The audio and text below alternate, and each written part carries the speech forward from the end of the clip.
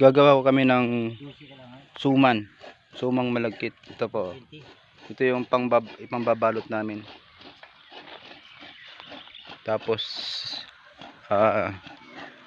nagkakayod na ho ng niyog si kuya. Ganito yung pagkayod niya.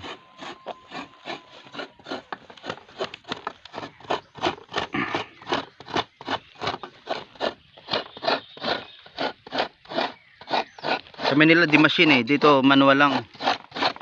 Ayan, ang galing ng pagkayod niya.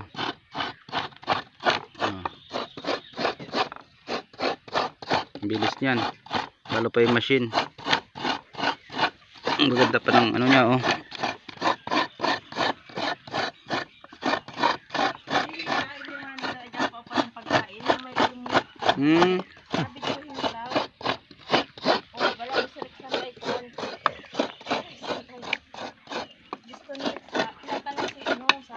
Kung kaya yung ganyan-ganyan ng kanin.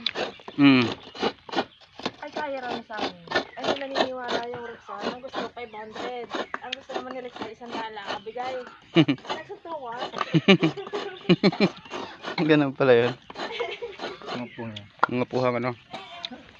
Ito yung pinagkayuran diba linis niya